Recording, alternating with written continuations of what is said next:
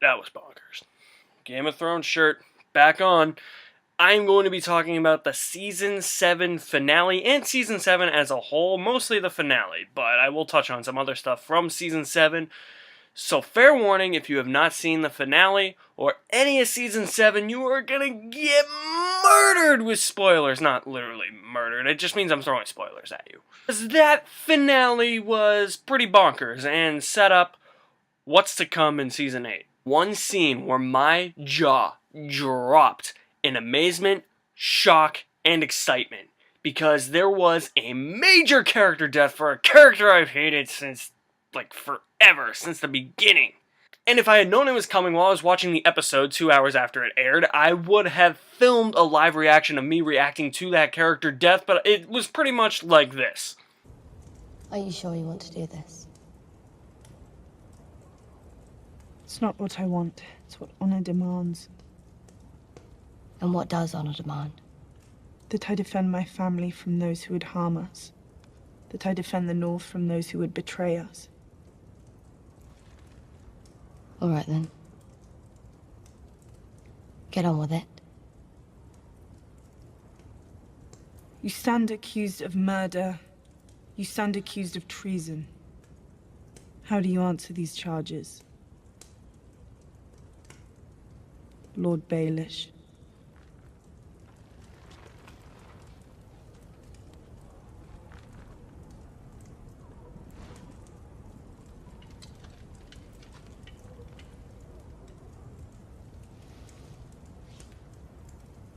My sister asked you a question.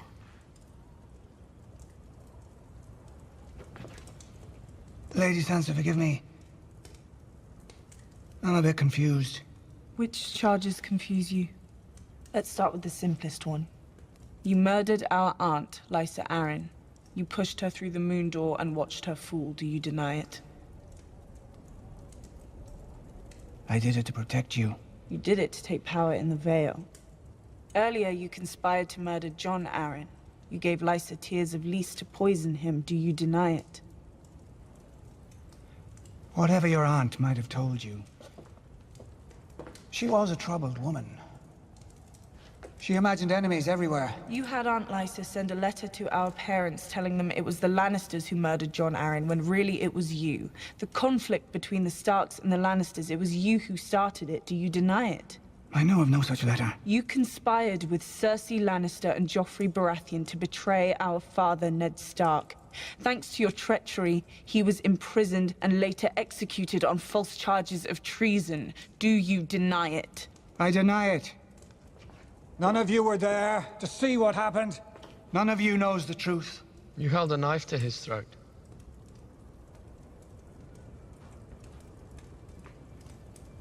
You said I did warn you not to trust me.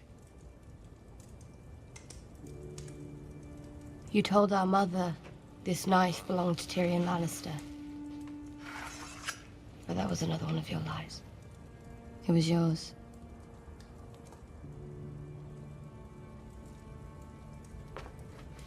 Lady Sansa, I have known you since you were a girl.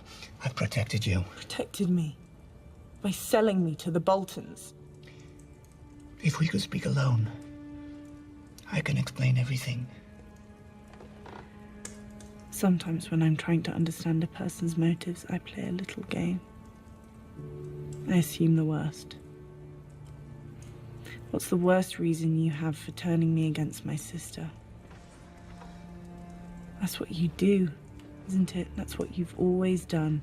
Turn family against family, turn sister against sister. That's what you did to our mother and Aunt Lysa, and that's what you tried to do to us. Sansa, please. I'm a slow learner. It's true. But I learn. Give me a chance to defend myself. I deserve that.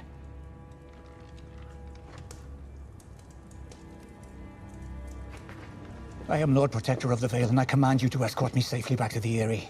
I think not. Sansa, I beg you. I loved your mother since the time I was a boy. And yet you betrayed her. I loved you. More than anyone. And yet you betrayed me. When you brought me back to Winterfell, you told me there's no justice in the world, not unless we make it. Thank you for all your many lessons, Lord Baelish. I will never forget them.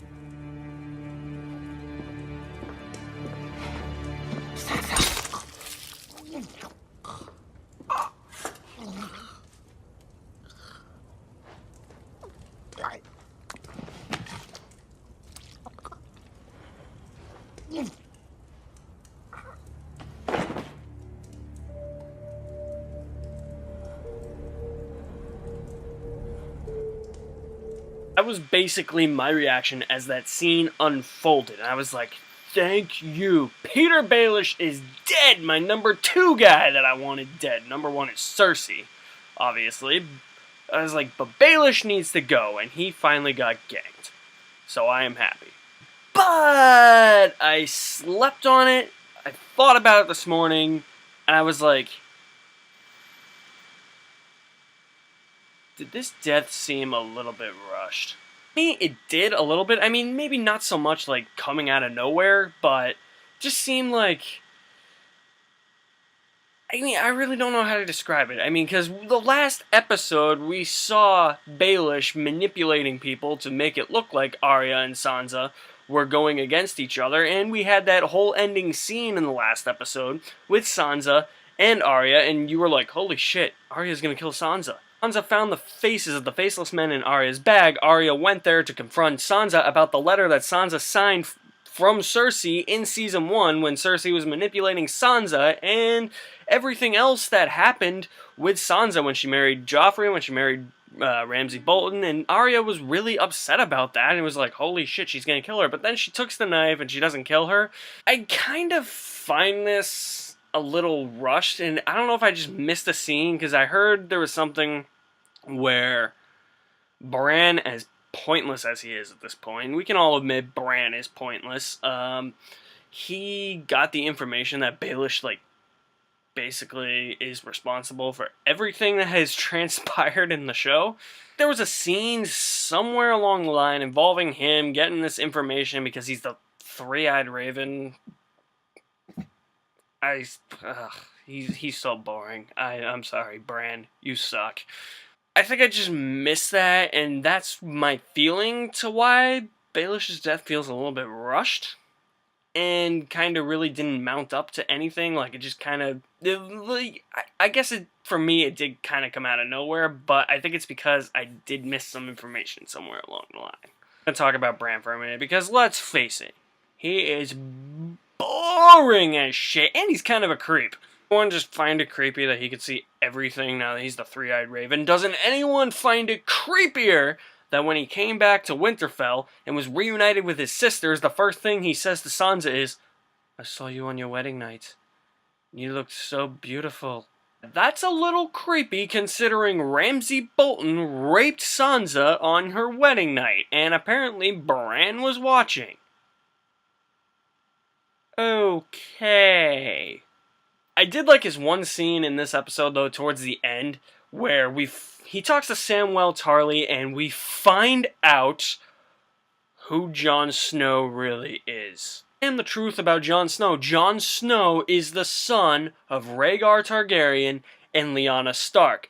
Therefore, Jon Snow's real name is Aegor Targaryen. That's good news for Jon Snow. Good news is he knows he's not a bastard son anymore. Bad news is, yeah, he's banging his aunt. I mean, was it any secret that Jon and Daenerys were totally gonna fuck? If they didn't, that would have been a shame. But it's so weird now, because she's his aunt, Jon Snow is a true-born Targaryen, and he is the rightful heir to the Iron Throne. So this is going to throw some complications into their relationship in Season 8, especially if she's trying to go after the Iron Throne and she finds out that he's the rightful heir to the Iron Throne, which I'm starting to think now, though, if it will, because Jon Snow doesn't really want the Iron Throne, but the book series that the show is based on is called A Song of Fire and Ice. And this episode was called The Dragon and the Wolf. It's gonna come down to the two of them. I am predicting it now. My cousin made that prediction back in the day. He's like, yeah, think about it. Fire, Daenerys Targaryen. Ice, Jon Snow. It makes perfect sense. Just whether or not she finds out she's really his aunt, that could complicate things, but maybe also not, because incest is a normal thing in Westeros. Season actually wasn't too heavy on deaths. I was surprised, because Baelish is really the only big major death, and I remember they promised, yeah, few major deaths this season. He's really the only one, I guess. I mean, the Sand Snakes, but did anybody really care about the Sand Snakes? I hated them, so I was like, okay, good, they're dead. Get them out of here. Violence-wise and death-wise, this season was actually pretty tame. I thought Tyrion was gonna die when he went to meet Cersei and try and talk to her. And I thought on 3 occasions Jaime was gonna die in this episode as well. That did not happen. I'm glad both of them are alive. Those two are my favorite characters, despite what Jaime did at the beginning of the series. I get it. But he had that whole redemption path, and he has become one of my favorite characters. Tyrion, yeah, he drinks and he knows things. He's awesome. This season had some really, really strong endings to episodes too. Like episode 2, they end with Euron Greyjoy where he kills the Sand Snakes. Episode 4, the whole dragon, holy shit, episode 4, the end. Oh my god, that dragon. That was everything we wanted to see. That was like Game of Thrones' fans' wet dream. Forever, and that dragon just wrecked house. Episode 6 was on a totally different level for TV shows. No show has gone that far. That episode went where no show has ever gone before. And the season finale was really just wrap up, and that's what I really like about these season finales. It's always the penultimate episode that has all the shit going down, which is awesome, and then the season finales are just wrap up and kind of set up for the next season. This had a lot of it, like the stuff at Dragon Pit was literally probably a half hour they spent at Dragon Pit. I was like, this scene is still going.